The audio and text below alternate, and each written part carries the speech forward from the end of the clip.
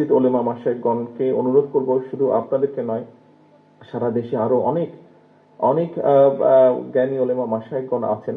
আমরা চিন্তা করে দেখতে পারি কিনা, আমরা আলোচনা করে দেখতে পারি কিনা যে বাংলাদেশের মানুষ সারা বিশ্বের মানুষের সাথে একই দিনে আমরা একসাথে রোজা এবং ঈদ পালন করতে পারি কিনা, বিজ্ঞানের যুগে এটি করা সম্ভব কিনা, কোনো উপায় আছে কিনা, এই বিষয়টি আপনাদেরকে আমি চিন্তা করার জন্য অনুরোধ করব।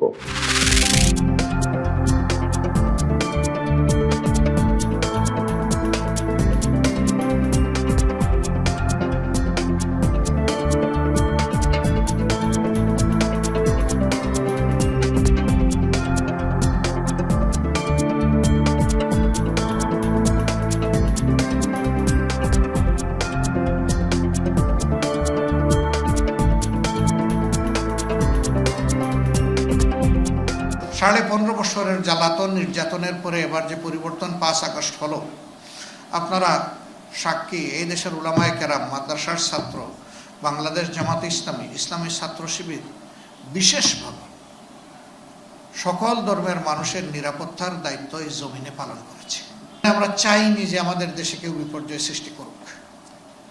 যা হতে পারত, আল্লাহু আকবার, তার কিছুই হয়নি।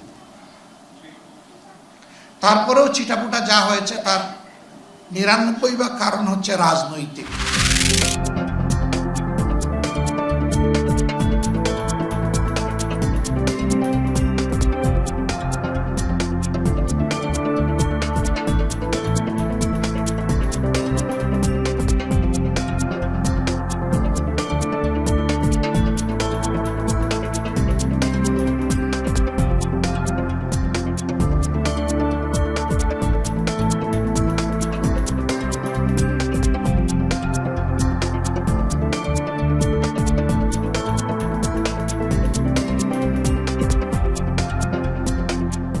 মানুষ এতদিন যে ভোটের অধিকার পায়নি, ভোট দিতে পারে নাই, আমি এখন বলছি যেটা আমার ফিলিং, যেটা এখন ভোটের অধিকার স্টাবলিশ করার সুযোগ এসে গেছে।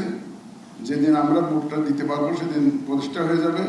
মানুষের প্রত্যাশা অনেক বেড়ে গেছে, সুতরাং এই প্রত্যাশা ভার আমাদের ঘাড়ে, এইটা আমাকে রাত দিন শয়নে স্বপনে আমাকে ভাবায় কিভাবে এই প্রত্যাশা পূরণ করবো আমরা।